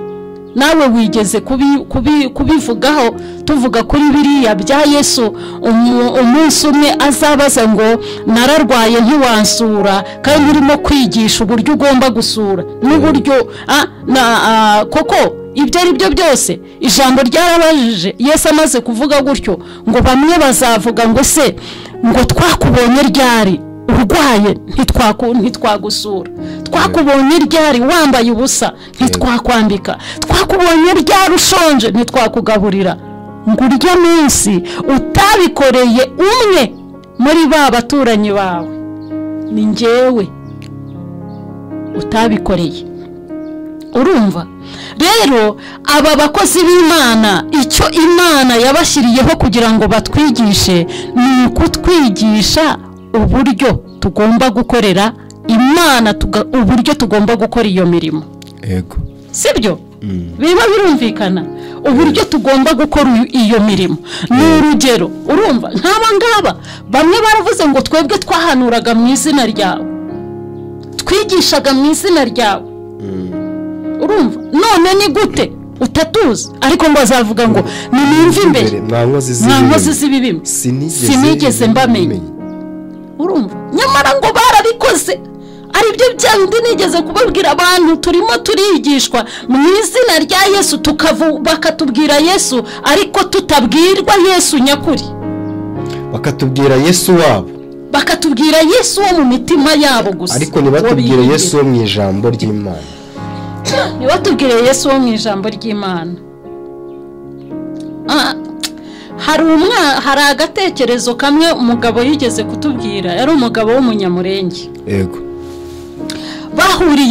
bahuriye ahantu ari abagabo babiri bagiye kwigisha. Noneho ngo umugabo umwe yari afite ibitabo byinshi, afite n'urutabo runini rwari ruri imbere ye. Urumva yarigishijwe ibintu by'ubwenge by'Imana. Mbese urumva yari umuteoloji wa wundi uteye ubwoba mbese. Urumva noneho hakaba n'uwo mugabo w'umupastori afite Bibiliya yonyine, bose bategereje kubwiriza kuri uwo munsi. Noneho barabanza bakira uwo munyacyubahiro ufite n'ubwenge bwinshi, ufite ibintu byinshi azi. Noneho asoma ijambo ry'Imana riri muri Zaburi ya 23, ndumva ari 23. Yego. Urumva ndumva ari isengesho rya Dawidi rivuga ngo Uwiteka niwe mungeri wanjye, ngo sinzakena, ngandyamisha mu cyanya cy'ubwatsi bubisi, akanjyana iruhande rw'amazi adasuma. Nyine urumva bose yigisha ku mungeri, umugabo yigisha ku mungeri, ariko ngo abantu barasinzira. Harimo umwana wa pastori arabyitegereza, arabivuga n'ubwenge bwinshi, ariko uburyohe burabura, abantu barasinzira. Aragenda ajya kwicara, nyine umwanya urarangira. Bakira muzehe nawe ahagurukana ipfunwe yuko bavuze ku mungeri, ariko abantu ntibamwumva. Nawe arongera avuga ku mungeri. Atangiye kuvuga ku mungeri, abantu bose barakanguka. Yazanye Bibiliya gusa. Urumva noneho abantu bamaze gukanguka, barumva bararyoherwa, baterana za mina nyinshi. Noneho umwana ati bindaza kubibaza papa arabinsobanurira. Urumva arangije abaza papa, waramubwira ati ariko papa, ati uyu munsi mu iteraniro watumiye abagabo babiri. Ati hari umugabo umwe w'umunyabwenge pe, atariko harimo n'undi utize, mbese ubona yuko ubwenge wapi ari ntabwo nta bumenyi bwinshi afite, nta bumenyi bwinshi afite kuri ibi bintu, nta bitabo byinshi. Atariko aturiya mugabo wari ufite ibintu byinshi, yize ku bintu by'Imana, yize. Ati yavuze umungeri, twese turasinzira. Ataho hano nahageze ikibazo, kuki yize asi ibintu byinshi ariko yavuga ku mungeri abantu bagasinzira. Ati noneho muza guhagurutsa wa musaza, atubona rwose wapi. Atariko yavuze ku mungeri, abantu bose turakanguka. Ati se papa, wansobanurira impamvu uriya muntu ugaragara nk'injiji yavuze umungeri, abantu tukarushaho kumwumva, kandi wagaragaraga yuko abizi neza, bisobanukiwe, yize byinshi, yabivuga ntitubyumve tugasinzira. Pastori icyo yasubije umwana, yaramubwiye ati impamvu uriya mugabo yavuze umungeri mugasinzira, yararimo avuga umungeri atigeze abona, atigeze amenya. Urumva yasomye mu bitabo, yavuze umungeri yigishijwe, ariko we ntiyigeze amubona. Ati rero niyo mpamvu yamuvuze atamuzi, yaramubwiwe, we ntawazi. Naho rero uriya musaza impamvu yavuze umungeri mukamwumva, nubwo nta bitabo byinshi, nta bintu by'ubwenge bwinshi yari afite, atariko icy'ingenzi yari afite, yari yaramenye uwo mungeri atuye muri we. Rero kumenya uwo mungeri niwe uguha kumenya, kumuvuga, ukamwumvisha abandi bakamusobanukira, koko niwe uba urimo gukorera muri wowe. Urumva rero natwe uyu munsi impamvu twibaza ibibazo byinshi kuri ibyo ngibyo, nuko inyigisho ziriho uyu munsi zirimo kudushyira kure y'umungeri. zirimo kudushyira kure y'Imana aho kutwigiza hafi y'Imana. Koko wa mugari uyu munsi wigeze kubinyibwira ati nkanjye nk'urugero ntago nzi uburyo nshobora kugira gute, nshobora kugaburira Yesu. Si ikibazo se wamugaburira utamubonye, wamwambika utamubonye. Urumva ni ibintu bisaba logique no gusoma no gusobanukirwa, aribyo turi mu bungu no guhishurirwa, tugasaba mwuka wera kugira ngo akumenyeshe koko. Hari nanjye nicyo nsabira abantu kugira ngo ibyo tuvuga hano, ibyo twumva na hano, turi hano ku bwawe nawe uri aho ngaho ku bwacu. Niyo mpamvu tugomba kunganirana, icyo udasobanukiwe ukatubaza, icyo uhishuriwe kigomba kugira abandi akamaro ukakitumenyesha, kugira ngo natwe tugishyire hehe, tugishyire ahabona, gifasha abandi. hari kugira ngo tubyumve neza ku bantu wenda bajya bakurikira inama y'umunsi y'umumama bita Claudette Nsengimana. Sinzi nimba ari umumama, ari umubyeyi cyangwa se ari umukobwa. Hari ijambo ajya akunda kuvuga, nagiye numva arigarukaho kenshi mu nama z'umunsi ziwe. Aravuga ngo akunda kuvuga, akavuga ngo nimba koko ukijijwe. Hari abantu bajya babaza bakabaza ngo ngese koko ngo abahanuzi b'ukuri n'ab'ibinyoma wababwirwa n'iki? Arangije icyo kibazo, icyo gisubizo wenda yatanze, akaba ari nacyo wenda nkoresha aha ngaha nubwo tuza kucyongera ibindi bintu bikeya. Aravuga ngo nk'uko iyo uri umunyarwanda ukajya mu Bushinwa, ukajya mu Buyapani, wajya muri Amerika, wajya muri South Africa, wajya Canada no muri Australia cyangwa se n'ahandi hantu ahariho hose, iyo ubonye umunyarwanda mugenzi wawe umenya ko ari umunyarwanda mutaranavugana, aravuga ngo byanze bikunze uramumenya. Kandi koko nibyo, aho wajya hose umunyarwanda mugenzi wawe ukimubona uhita umumenya. Kugira ngo rero umenye, ku bantu badukurikiye muri aka kanya, kugira ngo ubashe kumenya umuhanuzi w'ukuri n'uw'ibinyoma, birasaba ko ufite Kristo Yesu n'umwuka wera muri wowe, uri umukirisitu koko wo mu mutima, apana umukirisitu mu magambo. Kuko bizagufasha nubona umukirisitu umeze nkawe wo mu mutima, uzabimenya.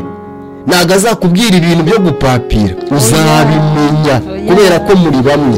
Ariko nuba nawe uri uwa fake uri aho ngaho, nta mwuka ufite muri wowe, ni hahandi uzaza ugasanga buri muntu wese ari kukubwira ngo ugasanga ari kukubwira ati yambwiye gutya, ejo hazaza bimeze gutya uriya mugabo ati mubyaranye gatatu, ariko bari abana bose n'ikimenyimenyi, ntago sabawe bimeze gutya na gutya, kubera ko nta mwuka wera. Ariko n'uba ufite umwuka wera muri wowe, akiza ari umuhanuzi w'ibinyoma, umwuka azakwemeza neza ko uwo muntu atari umwuka umuzanye, ahubwo azanywe n'izindi gahunda ziwe zimurimo. Ariko nuba ufite umwuka muri wowe, uzahamanya n'umutima wawe ukimubona, uvuga ati uyu nguyu ni mwene data. Bityo umwuka wera azagutegeka gukingura umutima, bityo wumva amagambo akubwira, kandi uzasanga atari kure n'igitabo n'ijambo ry'Imana icyo ribivugaho. Rero ndi kumva kuri icyo ngicyo twagishyiraho umucyo, kandi twibuka yuko n'ijambo ry'Imana ubwaryo riratubwira ngo nk'uko ugeze gutanga igitekerezo kugera ku gihugu cyacu, twese nk'abanyarwanda nibyo dukwiye kumva, tukiga ijambo ry'Imana turihuza n'ubuzima bwo hanze. Kandi ngira ngo nibutse n'abantu, abayobozi bacu bose, haba mu gihugu ndetse no mu itorero ndetse n'ahandi hantu, no mu miryango yacu, mbabwira ko na Bibiliya bivugaho iryo jambo, ibishokoze kuri basomera. Imana iravuga ngo abo kubahwa mu bubahe, ndetse n'abo gutinywa mu batinyi, kubera yuko nta buyobozi na bumwe buba munsi y'ijuru cyangwa se mu ijuru kwa data butashyizweho cyangwa ngo buvugweho nayo. ndumva twakomeza tukajya ku kibazo cya gatatu babajije babaza ngo ugeze no kugikomozaho ngo ni gute ese turamutse turetse gutura cyangwa tugatanga amaturo ahubwo tukagenda tugakora ya mirimo myiza Yesu yatubwiye tukambika abo bakeneye kwambara tugasura mu barwayi abari mu nzu z'imbohe ese koko ibyo bintu ntibyaba byiza kuruta uko twatanga amaturo ndagira ngo icyo nacyo gishyireho umucyo twihuta kugira ngo igihe tuze kurangizanya n'igihe neza yego icya mbere amaturo ni ngombwa kuyatanga yego kuko ijambo ry'Imana riravuga ngo muri Maraki yego urumva riravuga ngo abantu b'Imana bimye Imana ibyayo none ujye uvuga ijambo ugerageza ukiriho n'umurongo kugira ngo umuntu ubasha kugira kubona umwanya aze kubasha kwisomera atagira ngo ibintu tubabwira ntabwo biri muri Bibiliya ahubwo aze kubasha gusoma abasha no kubona n'ibindi no kwagura umwuka uko amuyobora aze kubasha gusoma agere kure ahashoboka ni ijambo ry'Imana riri muri Maraki yego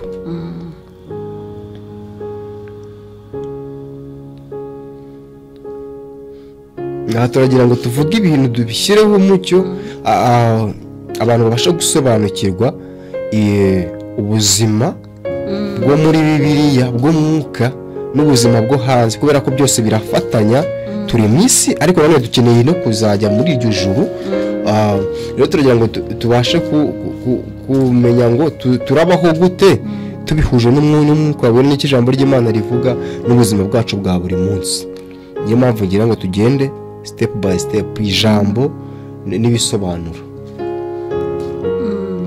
ni ukuvuga ngo ni Maraki ni ibice bitatu Maraki ibice bitatu yego barahera ku murongo wa 7 guhera ku murongo wa 7 urumva aho ngaho mbese ndihuta bahisomere sibyo ariko ahantu hamwe nshaka kuvuga ni umurongo umwe gusa urumva ni ukuvuga ngo aho abantu basiganaga n'Imana basigana n'Imana Imana ibabwira ngo mwanyimye ibyanjye babaza impamvu Imana yabimye umugisha arabwira ngo nanjye mwanyimye ibyanjye nabo baravuga ngo se twakwimye iki mwanyimye imigabane ya kimwe mu 10 n'amaturo ngo bituma uwo muvumo ubazaho urumva bivuga ngo amaturo mu magambo make n'icya-10 ni ngombwa kuko ijambo ry'Imana yaravuze ngo ngaho nimubingeragereje murebe ko ntabagomororera imigomero yose yo mu ijuru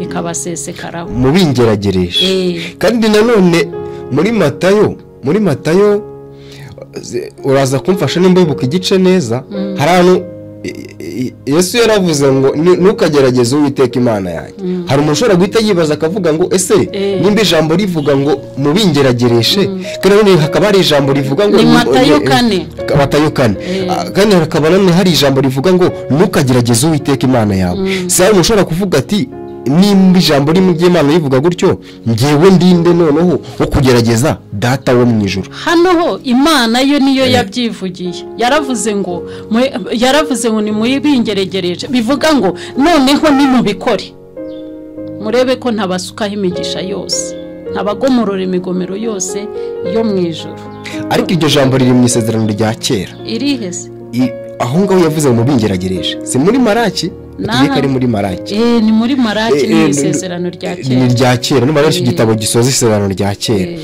none muri Matayo kuki Yesu yagarutse kuri iryo jambo avuga ngo nimukagerageze Uwiteka Imana yawe ayabwiraga Satani yego ariko hari ushobora kubikoresha kuko urumva ndagira ngo usobanura akantu umuntu nyine abasha kubisobanukirwa no kubitandukanya aho ngaho ko ari ushobora guhita we azi nk'ako kantu konyine ugasanga biramucarenjinze impamvu ngira ngo ubisobanure neza ni ukuvuga ngo ahangaha Yesu yego nyine yabwiraga Satani ubwo yamubwiraga simbuka handitswe ngo izagutegekera abamarayika bo kugusama bo kukuramira udakubita ikirenge cyawe ku ibuye akira iri buye urihindura umugati biki byose nyine yarakomeje kumugerageza kandi nyine amubwira ibyanditswe urumva koko Yesu nawe nta kindi yatsindishije Satani ni ibyanditswe urumva ni ukuvuga ngo rero hano naho nubwo ari mu isezerano rya kera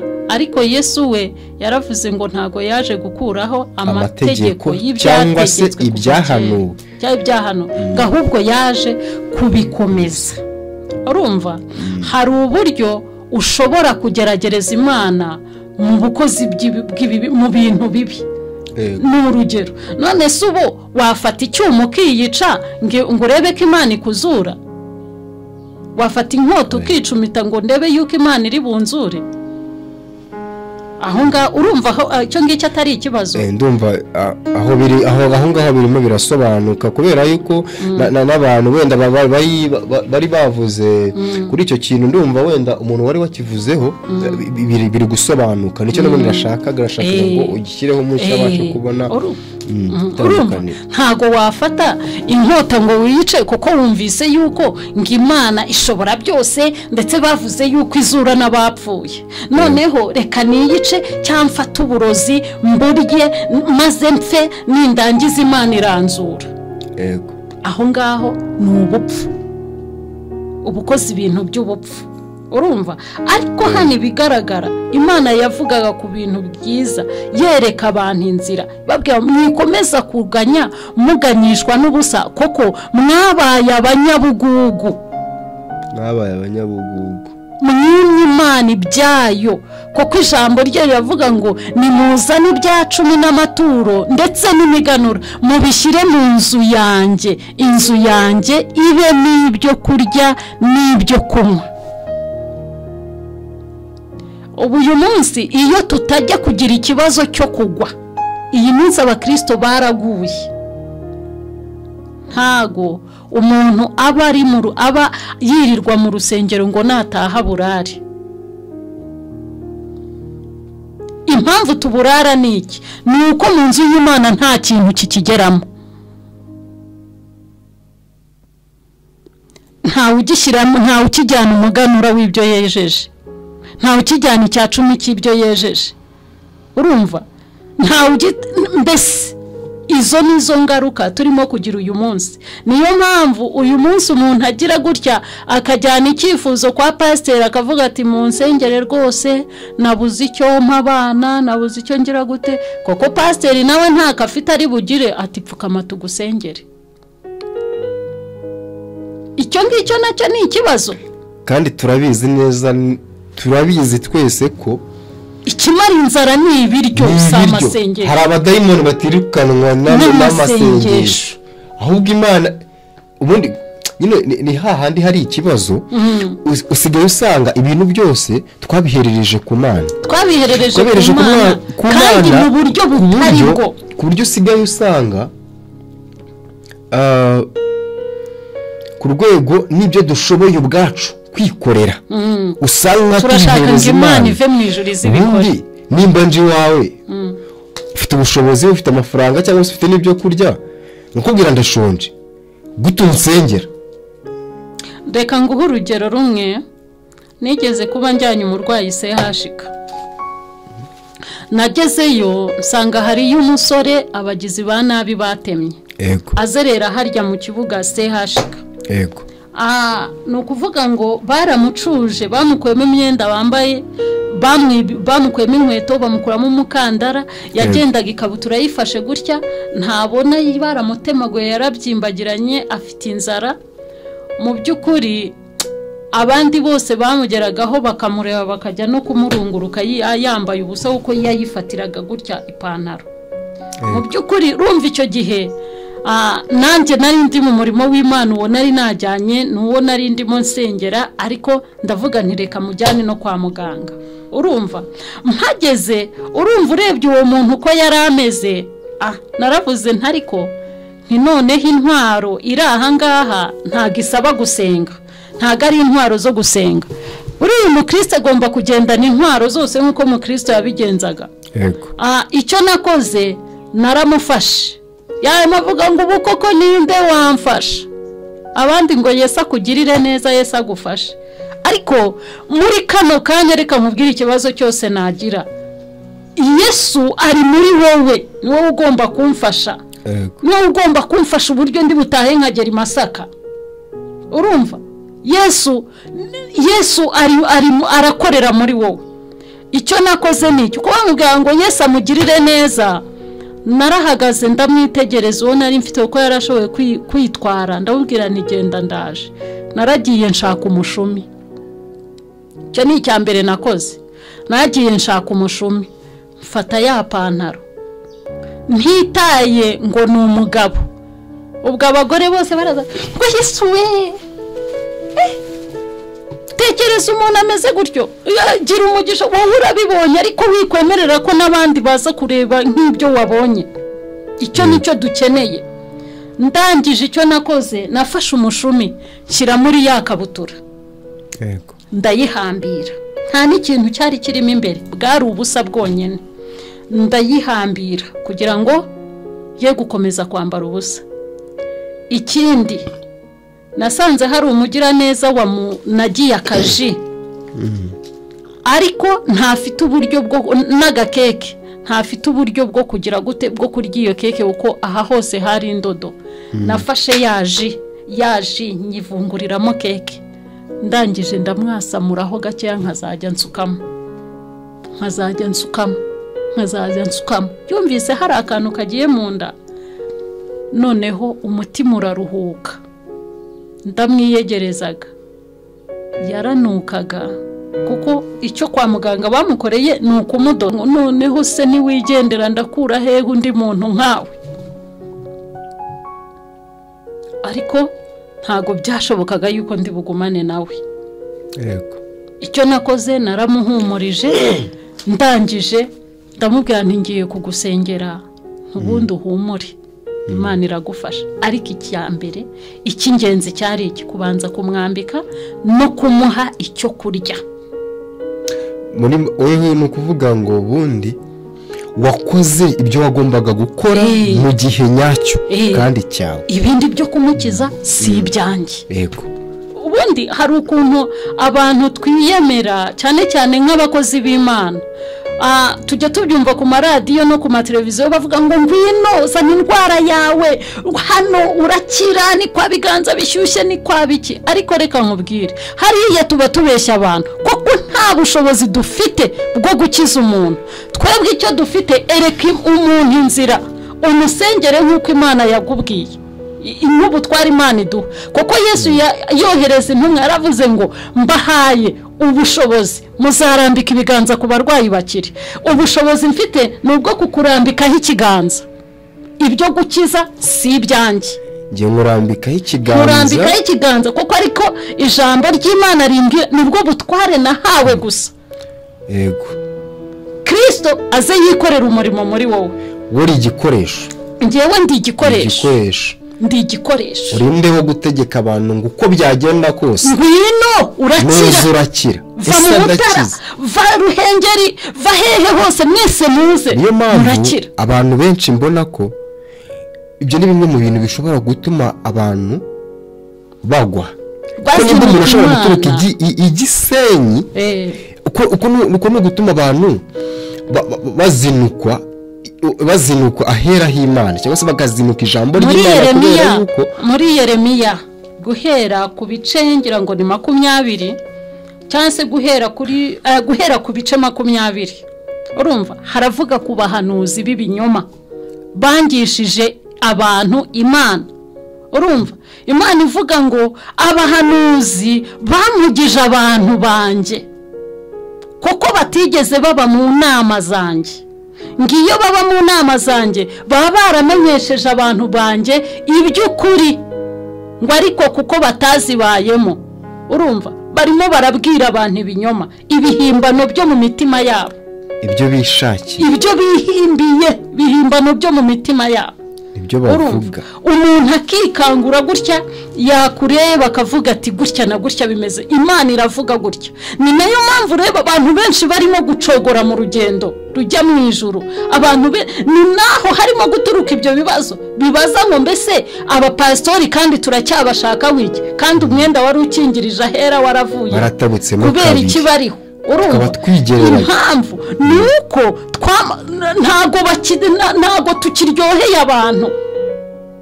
Nanjye ndi umuvuga butumwa, impamvu mutakidushaka ntabwo tukiryoheye abantu, ntabwo tukivuga iby'ukuri by'ijambo ry'Imana.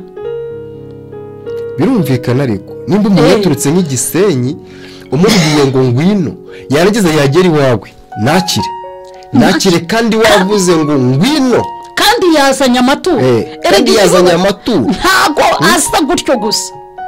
hari ibyo mubasaba, buriya ntuvuge hari ibyo mubasaba bitari ngombwa. Inshuti yanjye ntukeke ko uzampa nimero yawe ukavuga ngo nugera hano ngewe runaka umpamagare nkuyobore. hari ikiganiro babanza kugirana, urumva tujya tubyumva. Envelope irimo ibihumbi 10, envelope irimo amadolari 10, irimo ibiki byose, irimo ibiki byose, urumva ngo uko ni ugutanga igitambo cyo kugira ngo ukire. nyamara wamara wamuruho ya ndwara ukongeraho uwundi mu ruho wo mu mutima, kuko utanze ibyawe ntukize, urayerwa ntambi ntukize, za mbabazi z'Imana bakubwiye ntazo ubonye. ese n'iki kizahindukira kikagukundisha Imana n'abantu bayo? bantu mudukurikiye, turagira ngo kino kintu turaza gufatanya. ufite igitekerezo, ufite inyunganizi, utwandikire muri comment. ariko kino kintu tugishyireho umucyo. turabizi neza ko hari ijambo ry'Imana twasomye ku cyumweru cyashize. mu by'ukuri hari umugore yari amaze imyaka 12 afite ikibazo arwaye. uriya mugore ufite ikibazo cyo kuva imyaka 12, kiriya gihe abahanuzi barakoraga n'abavugabutumwa bari bahari mu by'ukuri, kandi nkurikije bakoraga cyane no kurusha n'abiki gihe. bari no mukuri cyane, bari no mukuri, ariko yamaze imyaka 12 kugeza ubwo Yesu bwe ku giti cye umugore yahirimbanye mpaka akoze ku mwenda wa Yesu, aho Yesu yavuze ngo ninde unkoze ko numvishe hari imbaraga zimvuyemo. mu by'ukuri kwizera kuri mugore niko kwatumye akira, kandi nanone niko kwatumye Yesu avuga ngo ninde unkozeho ko numvishe, kubera ko yamukozeho uburyo butandukanye n'uko abandi bantu bari bari kumwibihumbi n'ibihumbagiza bari bari kumukoraho. rero twari tugaruke, hari n'uwari umaze imyaka 38 ku kidendezi, kugeza ubwo Yesu bwe yahigereye aravuga ngo ubundi uhazaga marayika akajya mu mazi, noneho ngo byari no ku isabato. aramubwira ngo ndavuze ngo none ikorere ntugire na kimwe usiga, ikorere uburiri bwawe wigendere, ngo ariko ntugire ububwira. ariko ibyishimo ibi neza mu by'ukuri nawe ntabwo byamukundiye, ahubwo yafashe yerekeza hehe mu rusengero. baje baramubaza ngo, abafarisayo n'abasadukayo baramubaza ngo wowe urinde ninde wikoreye ibyo ku isabato? mu by'ukuri ngo wa wundi Yesu niwe wambwiye, aravuga ngo wa wundi. mu by'ukuri uriya mugabo ubundi Yesu yagukijije aranaguherekeza. byarashobokaga ko bakabaye baranamufashe bakamufunga cyangwa se bakamukora n'ibindi bintu, ariko barabanje baramubaza ngo byagenze gute, ninde? wibuke ko hari n'ahandi yaje kujya mu rusengero hakubitanira na yego. ndumva icyo ngicyo wenda kirasobanutse. ndumva mu bibazo bari babajije hari icyo tugiye tuvuga, ariko twagisubije niyo mpamvu ubona ntabwo nigeze mvuga ngo tukivugeho. ariko dusoza muri rusange, umuntu wibazaga ngo icya 10 amaturo ni ngombwa, tubonye ko ni ngombwa, ariko nanone by'umwihariko buriya hari ijambo Yesu yakunze kubigaruka, aravuga ngo gutanga bihesha umugisha kurusha guhabwa. yego dutange icya 10 n'amaturo mu nzu y'Imana habonekemo ibitunga abayibamo, kubera ko ni ijambo ry'Imana ritubwira kandi rinadutegeka. ariko nanone twibuke yuko abakene badafite ibyo kwambara, badafite ibyo kurya, abafunze, abari kwa muganga badafite kivugira, cyangwa se bana bafite ariko bakeneye ubwo bufasha bakwiye nabo kubuhabwa, kubera yuko iyo niyo mirimo myiza ifasha buri muntu wese, cyangwa se ibasha kugaragaza ko wera imbuto zikwiriye abihannye.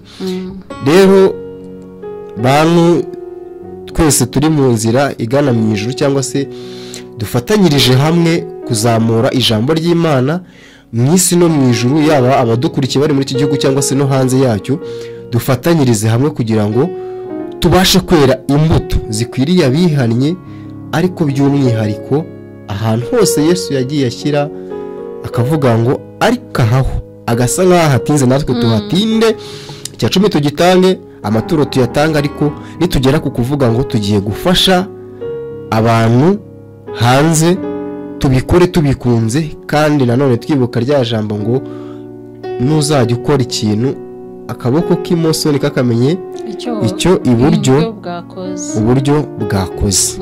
Ni muri urwo rwego rero turabashimiye ko mudukurikirana. Uyu wari umwanya wa Bible discussion, ntekereza ko abatanze ibibazo byasubijwe, ndetse mukomeze kwandika muri comment, mutwandikire n'ibindi mukeneye cyangwa se mwibaza dushobora kuvugaho, kugira ngo ubwami bw'Imana turusheho kubaho ubuzima bw'abakirisitu. Reka mbongerereho akandi kantu. Kenshi hariho igihe ni akantu k'inyunganizi nshaka kubashyiriraho kari mu ndirimbo. Urumva, urabona hari ukuntu abaririmbyi tujya turirimba tukaryoherwa, ariko amagambo turirimba tugasa naho tuyashyizaho, mbese bijyanye n'uko gutanga. Umuririmbyi yararirimbye aravuga ngo ibyo ntunze ni ibyawe, nanjye ubwanjye nduwawe.